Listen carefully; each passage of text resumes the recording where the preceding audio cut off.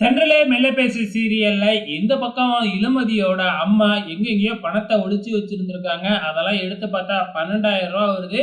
இத வச்சு இளமதியோட கல்யாணத்துக்கு நம்ம என்ன பண்ண முடியும்? அப்படிங்கிற மாதிரி பேசிக்கிட்டு இருக்காங்க.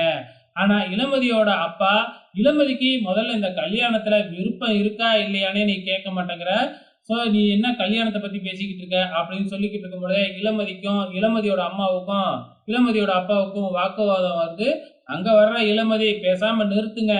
எனக்கு இந்த கல்யாணத்துல மனப்பூர்வ சம்மதம் அப்படின்னு சொல்லிட்டு கிளம்பிடுறாங்க.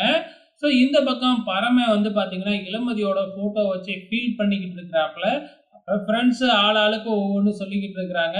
நம்ம பரமன் என்ன செய்யறதுன்னே தெரியல. நீ வந்து உன் மனசுல இருக்கிற காதல முதல்ல இளமதி கிட்ட சொல்லு. அதுக்கப்புறம் பேசலாம். கல்யாணம் ஆனதுக்கு அப்புறம் சொல்ல முடியாதுல்ல அப்படின்னு ஃப்ரெண்ட்ஸ் எல்லாம் சேர்ந்து சொல்றாங்க. பரமனும் நான் சொல்றேன் அப்படின்னு சொல்றாப்புல. இந்த பக்கம் ரிஷிய காமிக்கிறாங்க. அவங்க வீட்ல சாப்பிட்டுக்கிட்டு இருக்கும்பொழுது யாரோ ஒருத்தர் ஃபோன் பண்ணி இளமதிய பத்தி தப்பு தப்பா பேசுறாப்புல. பரமனை சேர்த்து வச்சு, ஏன்பா உனக்கு 1000 பொண்ணு வரும். எதுக்காக அந்த இளமதிய தான் நீ கல்யாணம் பண்ணிக்கோன்னு நிக்கிற?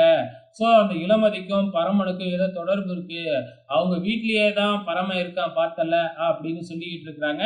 இத ரிஷியும் சரி, ரிஷியோட அப்பா அம்மாவும் கேட்கறாங்க.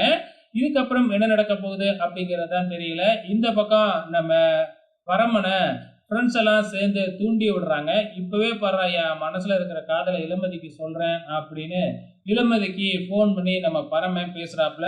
நான் உன்கிட்ட ஒரு முக்கியமான விஷயம் பேசணும் அப்படின்னு பரமன் சொல்ல, அதுக்கு இளமதியும் நானும் உன்கிட்ட முக்கியமான விஷயம் சொல்லணும் அப்படின்னு சொல்லிக்கிட்டு இருக்கிறாங்க. இப்ப வந்து பாத்தீங்கன்னா 2 பேரும் இதுவரைக்கும் எதுவுமே சொல்லவே இல்லை. எபிசோடையும் முடிச்சுட்டாங்க. வெயிட் பண்ணி பார்க்கலாம் நாளைக்கு என்ன நடக்க போகுதுன்னு.